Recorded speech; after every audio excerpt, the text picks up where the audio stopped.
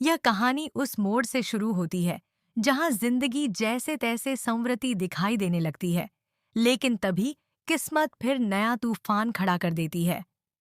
दुर्गा देवी, जिनकी दुनिया सालों से टूट चुकी थी, अब अपनी बेटी के लौट आने से दोबारा रोशनी महसूस करने लगी थीं। माँ के दिल में बेटी के लिए ममता भी थी और उसके अधूरे जीवन की चिंता भी। वह सोचती थीं, क्या मेरी विधवा बेटी फिर से मुस्कुरा पाएगी? ऐसी ही भावनाओं के बीच अहाना, जो कभी सिर्फ बहू थी, अब बेटी बनकर दुर्गा देवी का सहारा बनती है। अहाना न केवल इस घर की महिलाओं को आत्मनिर्भर बनाने का संकल्प लेती है, बल्कि उन्हें समाज में नई पहचान दिलाने की ठानती है। इसी जज्बे के साथ दोनों मूर्तियों का कारोबार शुरू करती हैं। दुर्गा देवी की कला और अहाना की समझ मिलकर मानो किस्मत का पहिया घुमा देती हैं।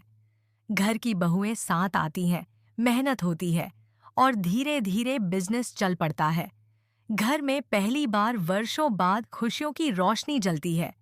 मगर जहां रोशनी होती है, वहां अंधेरा भी अपना रास्ता ढूंढ लेता है। इसी घर में रहने वाली बुआ जी इस बदलाव को सहन नहीं कर पाती। उन्हें लगता है कि पहले उनका सम्मान सबसे ऊपर था, पर अब सारी तारीफें दुर्गा देवी को मिल रही हैं। धीरे धीरे ईर्ष्या, गुस्सा और नफरत उनके भीतर जहर की तरह पनपती जाती है। हर बार जब वे दुर्गा देवी को मुस्कुराते देखती, उनके भीतर का अंधेरा और गहरा हो जाता। एक रात वह नफरत छलक उठती है। बुआ जी दुर्गा देवी को नुकसान पहुंचाने की ठान लेती हैं। सबके सो जाने के बाद वह चुपके से उनके कमरे के बाहर तेल फैलाकर लौट आती हैं, ताकि सुबह फिसलकर उनकी जान चली जाए। अगले दिन दुर्गा देवी गिर तो जाती हैं, लेकिन किस्मत उन पर मेहरबान रहती है और वह बच जाती हैं। डॉक्टर बताते हैं कि चोट मामूली है, मगर घटना से घर में सन्नाटा छा जाता है। अहाना के मन में शक जन्म लेता है।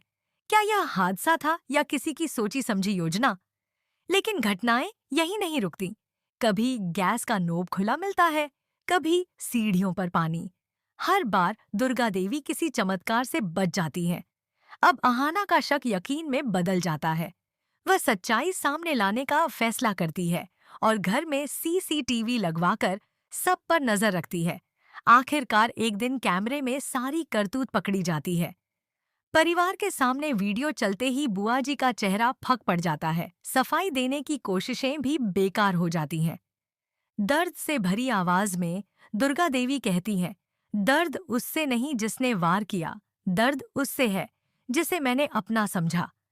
परिवार उनके साथ खड़ा हो जाता है और बुआ जी को घर से बाहर कर दिया जाता है।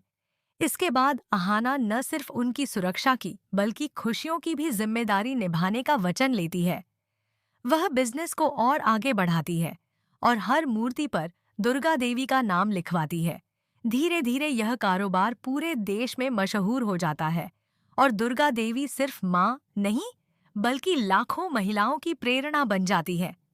यह कहानी बताती है कि जब एक औरत दूसरी औरत का सच्चे दिल से साथ देती है, तो घर की सबसे गहरी नफरत भी हार जाती है।